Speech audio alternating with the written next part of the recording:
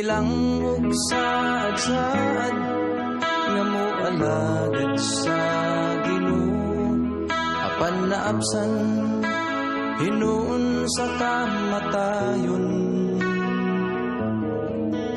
Wala na'y kapuslanan pa ang mga katigayunan, kay sayo ta naman mo paingon. Wala na'y bili ang kinabuhi,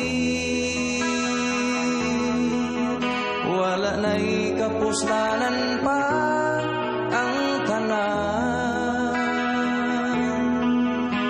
Samtang may kinabuhi pa buhata, kung ulahin na wala'y kapadungan pa. Sige lang ang pagpatuyan, pag-ugmad sa kaugalingon, na'y kalimot.